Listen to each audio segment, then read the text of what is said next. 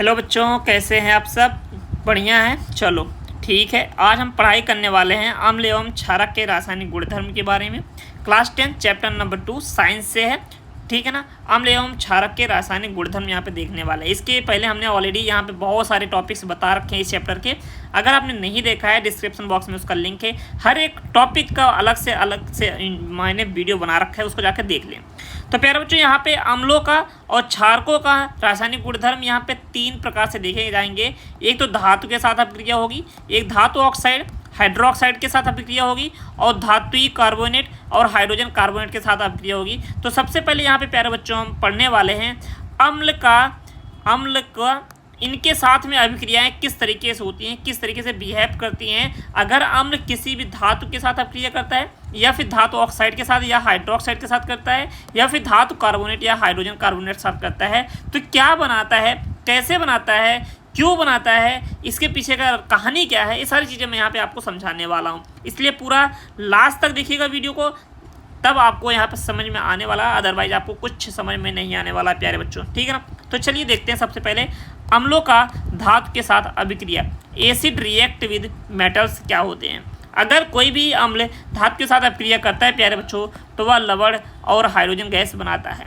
बस इस छोटी सी पॉइंट को आपको ध्यान में रखना है कि कोई भी अम्ल अगर धातु के साथ अभिक्रिया करता है, लवण बनाएगा और हाइड्रोजन गैस बनाता है। तो प्यारे बच्चों, हाइड्रोजन गैस तो आपका फिक्स है कि बनाएगा ही बनाएगा। लवण कौन सा बनाता है, ये डिपेंड करता है कि अम्ल आपका कौन सा लिए गए हैं और धातु आपका कौन सा लिए गए हैं। लेकिन बहुत ही आसान तरीके से भाषा में आपको समझा दूंगा कि क्या बनेगा। आपको रटने की कोई ज़रूरत यहाँ पे नहीं पड़ने वाली। तो चलिए कुछ एसिड हम यहाँ पे लिख लेते हैं। जैसे होता है हमारा हाइड्रोक्लोरिक एसिड होता है, H2SO4 होता है, और एक हमने एसिड ले लेते हैं HNO3, जो कि हर साल सवाल पूछा जाता है इससे, HNO3 से, ठीक है ना, जिसको बोलते हैं नाइट्रिक अम्ल बोलते हैं। क्या बोलते हैं प्यारे बच्चों? नाइट्रिक अम्ल बोलते हैं। ये बहुत ही ज़्यादा खतरनाक अम्ल होता है, इसके अभिक्रियाएं भी पूछी जाती हैं। तो चलिए देखते हैं कि अगर कोई एक एग्जाम्पल ले ले, जैसे हमने यहाँ पे ले लिया जेडियन का एग्जाम्पल है। जिंक एक हमारा धातु है और उसका अभिक्रिया सबसे पहले हमने HCl के साथ करवा दिया। किसके साथ करवा दिया? HCl के साथ करवा देंगे तो क्या बनेगा प्यारे बच्चों? तो आपको ध्यान रखना है कि अगर कोई भी धातु अम्ल के साथ अभिक्रिया करता है, तो सबसे पहले यहाँ पे एक हाइड्रोजन गैस ऐसे बाहर निकाल देना। ये जो एरो ऊपर लगा रहे हो ना, इसका मतलब गैस बाहर निकल रही है। ध्यान रखना, इसको लगाओ या तो यहाँ पे स्मॉल g करके ऐसे लिख दो गैस है, ठीक है। नहीं तो यह अभिक्रिया अपूर्ण मानी जाती है, कंप्लीट नहीं मानी जाती है, ठीक है ना। तो इसलिए जेडियन एक धातु है, HCl के साथ अभिक्रिया कराया तो हाइड्रोजन गैस निकल गया, और बनाता क्या साथ में? लवण भी बनाता है। तो प्यारे बच्चों, ये अगर हाइड्रोजन बाहर निकल जाएगा तो यहाँ पे बचेगा क्या? Cl और जेडियन, यानी कि जेडियन Cl2 बन जाएगा। इसको बोलते हैं प्यारे बच्चों हम जिंक क्लोराइड बोलते हैं। जेडियन Cl2 है ना, जिंक क्लोराइड बोलते हैं। इसको आप आराम से लिख दीजिए, जिंक क्लोराइड बोलते हैं। और प्यारे बच्चों, अगर आप इस चीज़ को देखेंगे तो अभी यह अभिक्रिया असंतुलित अभिक्रिया है। क्यों? क्योंकि यहाँ पे हाइड्रोजन एक है लेफ्ट साइड में, और राइट साइड में हाइड्रोजन कितने हैं? 2 है प्यारे बच्चों। तो इसलिए हमें दोनों साइड में हाइड्रोजन की संख्या, यानी सभी परमाणुओं की संख्या left side is equal to right side होनी चाहिए। और क्यों होनी चाहिए? क्योंकि द्रव्यमान संरक्षण का नियम कहता है कि किसी भी द्रव्यमान को ना तो हम नष्ट कर सकते हैं, ना ही उत्पन्न कर सकते हैं। इसको एक रूप से दूसरे रूप में परिवर्तित कर सकते हैं। इसलिए मैंने आपको पहले चैप्टर में पढ़ा रखा है कि रासायनिक समीकरण संतुलित करना क्यों जरूरी होता है, क्योंकि यह बोर्ड एग्जाम में सवाल पूछा भी गया है। क्लियर? चलिए दूसरा एग्जाम्पल लेते हैं प्यारे बच्चों। जैसे हम आयरन का ले लेते हैं, Fe ले लेते हैं, और हम इसके साथ में H2SO4 का अभिक्रिया कराते हैं, यानी कि सल्फ्यूरिक एसिड है H2SO4। तो इसके साथ अभिक्रिया कराएंगे तो बनेगा क्या प्यारे बच्चों? हाइड्रोजन गैस तो बाहर निकलेगी, पक्का है, 100% पक्का है कि हाइड्रोजन गैस बाहर निकलेगी। चुपचाप इसको निकाल दो। अब इसके बाद बचा क्या है? FeSO4 बचा है, इसको एक साथ में ऐसे रख दो, बन जाएगा। इसको बोलते हैं प्यारे बच्चों, FeSO4 बोलते हैं फेरस सल्फेट बोलते हैं। क्या बोलते हैं? फेरस सल्फेट बोलते हैं। आप इस चीज़ को लिख लीजिए।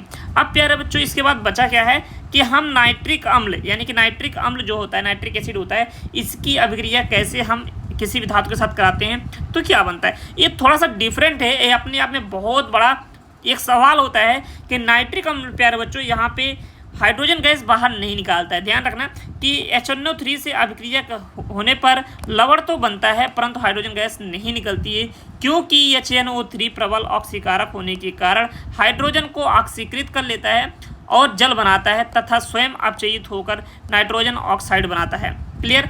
तो प्यारे बच्चों यहाँ पे इस एक ही सवाल को ध्यान में रखना है कि जब भी नाइट्रिक अम्ल धातु के साथ अपक्रिया करता है तो वहाँ पे हाइड्रोजन गैस नहीं निकलती है। निकलती क्या है प्यारे बच्चों, वहाँ पे निकलता है क्या, पानी निकल जाता है। यानी कि यही हाइड्रोजन गैस ऐसा बोल सकते हो कुछ सेकंड के लिए निकलती है, लेकिन वह ऑक्सीकृत होके क्या बना लेती है, पानी बना लेती है और यहाँ पे नाइट्रोजन ऑक्साइड गैस बना लेती है। ठीक है ना।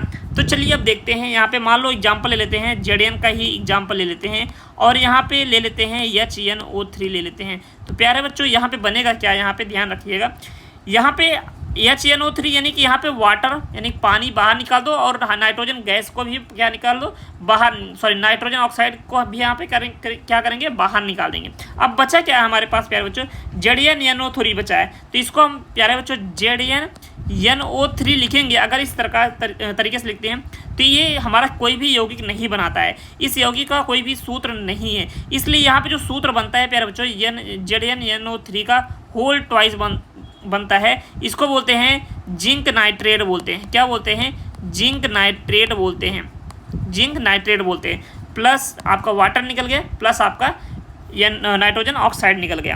अब प्यारे बच्चों ध्यान रखना कि यह जो अभिक्रिया है पूरी तो हो गई है, लेकिन अभी असंतुलित अभिक्रिया है, इसलिए इसको संतुलित करना जरूरी है, नहीं तो यहाँ पे आपको नंबर मिलेगा क्या, 0 मिलेगा। तो इसलिए कोई भी अभिक्रिया को बिना संतुलित किए छोड़ना नहीं है, नहीं तो आपका पूरा जो किया धराया है सब पे पानी फिर जाएगा। तो प्यारे बच्चों यहाँ पे कितने जो भी लेफ्ट साइड परमाणु संख्या है उसको राइट साइड में भी बराबर करना होता है, इस चीज़ को ध्यान में रखना है। तो मैं यहाँ पे फटाफट से लगा देता हूँ, यहाँ ZN3 यहाँ पे लगा देता हूँ, यहाँ 8 लगा देता हूँ और यहाँ पे मैं 3 लगा देता हूँ और यहाँ पे कितना लगा दूँ, कितना हाइड्रोजन हुआ, ओके यहाँ पे मैं 4 लगा दिया और यहाँ पे कितना लगा दूँ, 2 लगा दूँ। तो मुझे थोड़ा बहुत याद है इसलिए मैंने इसको फटाफट से यहाँ पे इसको संतुलित कर दिया। लेकिन अगर आपको नहीं याद है प्यारे बच्चों तो आप बिल्कुल कमेंट जरूर करिएगा कि सर हमें बता दीजिए इसको कैसे आपने किया है। तो मैं आपके लिए अलग से एक वीडियो बना दूंगा 5 से 10 मिनट के लिए, जहाँ पे ये बता दूंगा कैसे भी कोई भी रासायनिक अभिक्रिया है उसको संतुलित आप 2 मिनट के अंदर कर सकते हो। ठीक है ना। तो चलिए एक और एग्जाम्पल प्यारे बच्चों ले लेते हैं HNO3 का, नहीं तो बहुत बड़ी नाइंसाफ़ी हो जाएगी। तो Fe का ले लेते हैं, Fe प्लस HNO3 ले लेते हैं। अब इसकी अभिक्रिया कराएंगे तो ये प्रबल ऑक्सीकारक होने की वजह से यह अम्ल धातु के साथ अभिक्रिया करता है तो पानी बना लेता है और क्या बनाता है, नाइट्रोजन डाई, यहाँ पे प्यारे बच्चों नाइट्रोजन डाइऑक्साइड बनता है। ठीक है ना, नाइट्रोजन डाइऑक्साइड बन जाता है। तो अब यहाँ पे ध्यान रखना, ये भी मैं आपको बता दूंगा कैसे नाइट्रोजन डाइऑक्साइड बनाता है प्यारे बच्चों। ठीक है, ज़्यादा टेंशन मत लो सर, यहाँ पे आपने नाइट्रोजन ऑक्साइड बताया, यहाँ पे नाइट्रोजन डाइऑक्साइड बता रहे हो कैसे बन रहा है, तो ये भी चीज़ मैं आपको समझा रहा हूँ प्यारे बच्चों। पहले अभी यहाँ पर लवण कौन सा बनता है इस चीज़ को ध्यान में रखते हैं।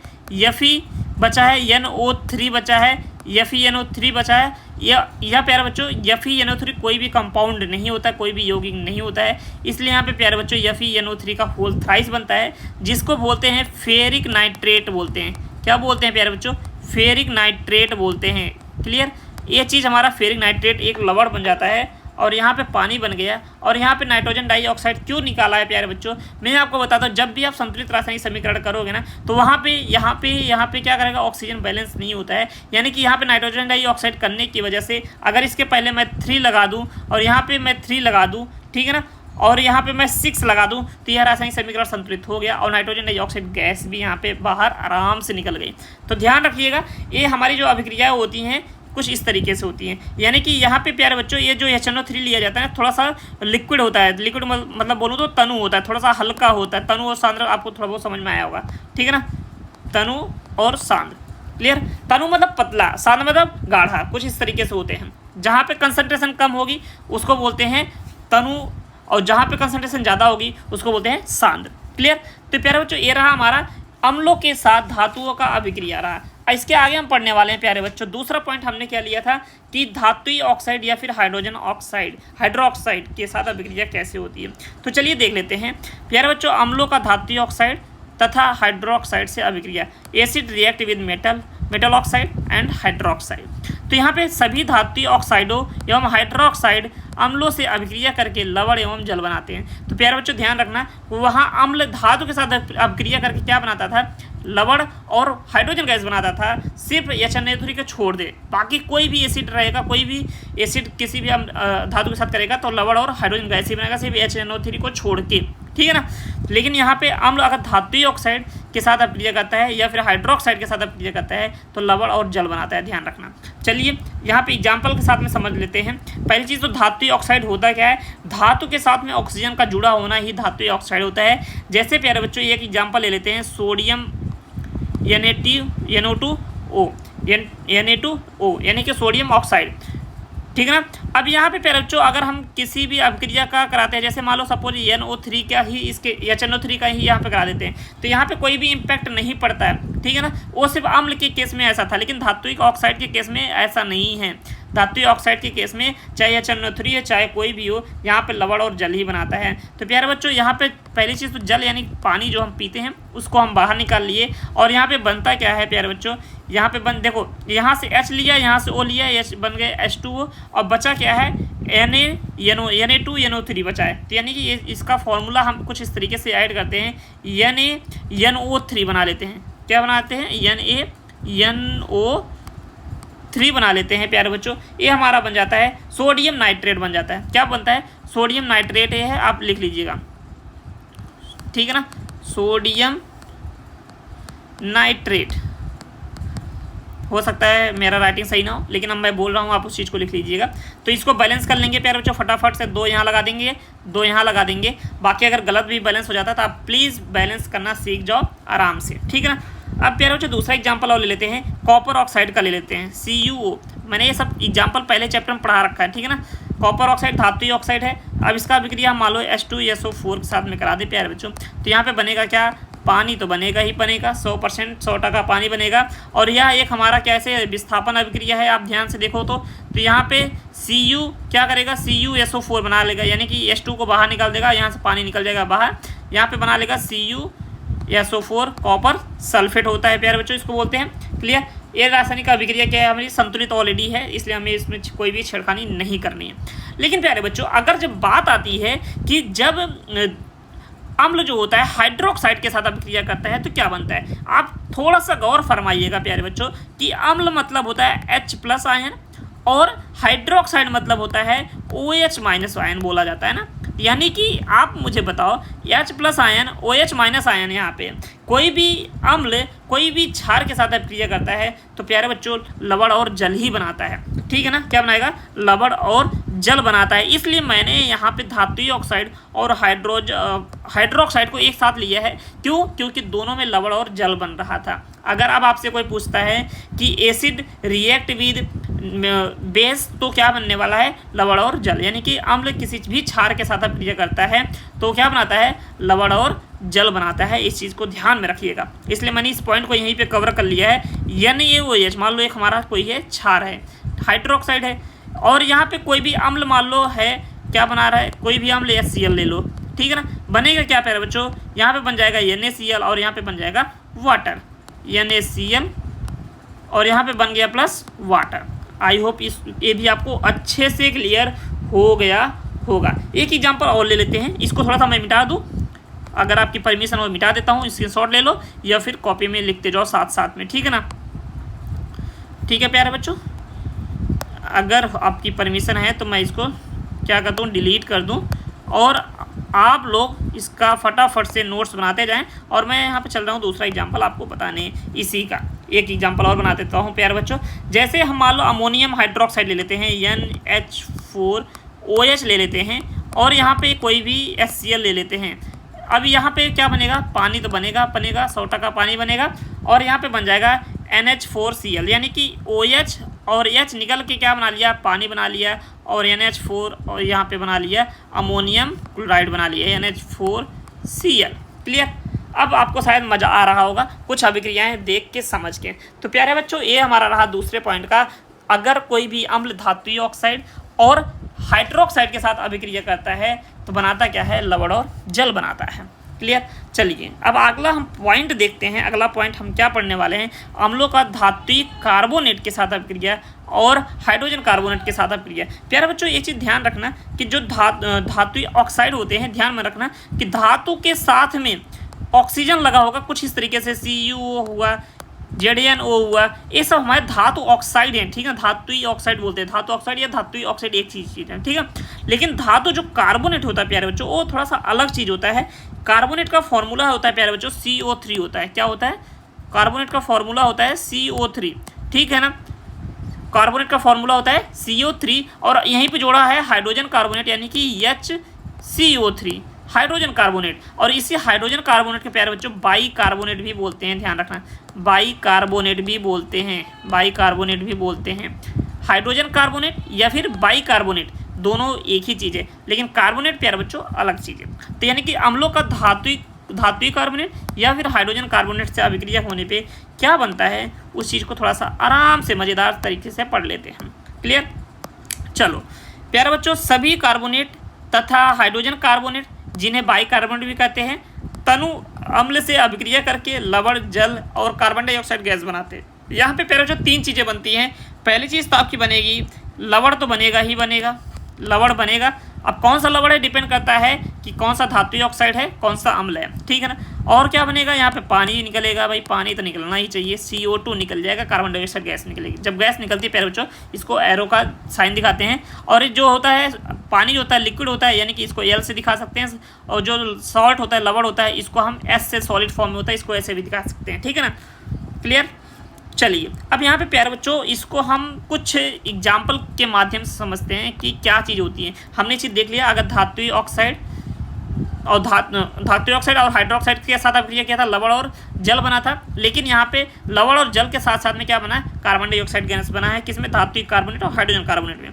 तो चलिए एग्जाम्पल ज़बरदस्त मज़ेदार ले लेते हैं प्यारे बच्चों। जैसे हम सोडियम कार्बोनेट ले लेते हैं, Na2CO3। मैंने बोला CO3 लगा है तो यानी कि सोडियम कार्बोनेट है, ठीक है ना। सोडियम लगाया पहले, CO3 बाद में सोडियम कार्बोनेट प्लस। अब यहाँ पे मान लो HCl ले लिया। HCl का एग्जाम्पल इसलिए ले रहा हूँ ताकि आपको भी HCl मतलब हाइड्रोक्लोरिक एसिड है, फार्मूला याद हो जाए आपको। तो यहाँ पे प्यारे बच्चों बनता है क्या है? पहली चीज़ तो बन जाएगा पानी, यहाँ पे निकाल दो चुपचाप और बना दो चुपचाप यहाँ पे CO2 गैस, ठीक है ना। इतना आपका निकल गया। अब बचा क्या है प्यारे बच्चों? देखो यहाँ पे बचा है Na, इधर बचा है Cl। तो बिना कुछ सोचे समझे, अगर ऐसा आपका खुश नसीब अगर आप हो जहाँ पे सोडियम हो और क्लोरीन हो, तो यहाँ पे बना दो NaCl, खाने वाला नमक बना दो फटाफट से, ठीक है ना।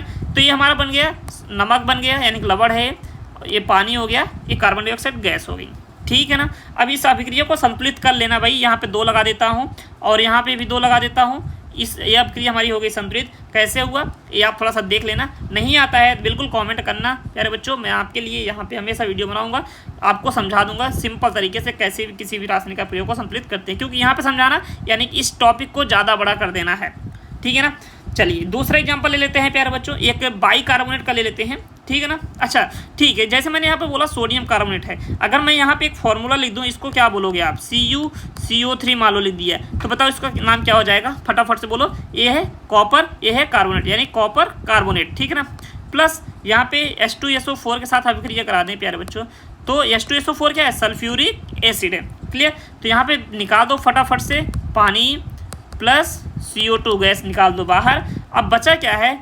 यहाँ पे बचा क्या है प्यारे बच्चों? Cu बचा है, यहाँ पे SO4 बचा है। अगर आपने थोड़ा सा आपको याद होगा विस्थापन अभिक्रिया, तो कुछ इस तरीके से हैं। CuSO4 बाहर निकल गया। कॉपर सल्फेट इसको बोलते हैं प्यारे बच्चों, इसको बोलते हैं सोडियम क्लोराइड बोलते हैं, इसको बोलते हैं सल्फ्यूरिक एसिड, इसको बोलते हैं हाइड्रोक्लोरिक एसिड, इसको बोलते हैं सोडियम कार्बोनेट, इसको बोलते हैं कॉपर कार्बोनेट, ठीक है ना। चलो बहुत बढ़िया, अति सुंदर। अब चलिए एक हम बाई कार्बोनेट का ले लेते हैं एग्जाम्पल, या फिर हाइड्रोजन कार्बोनेट का ले लेते हैं। जैसे मैंने यहाँ पे लिख दिया प्यारे बच्चों पोटेशियम HCO3।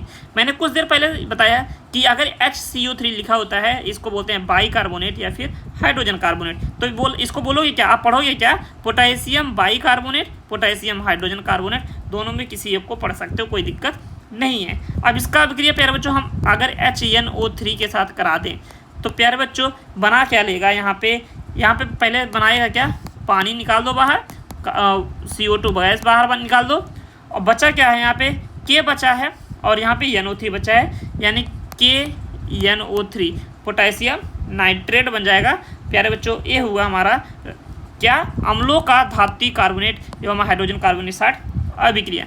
आई होप प्यारे बच्चों आपको ये वीडियो बहुत ही ज़्यादा पसंद आया होगा।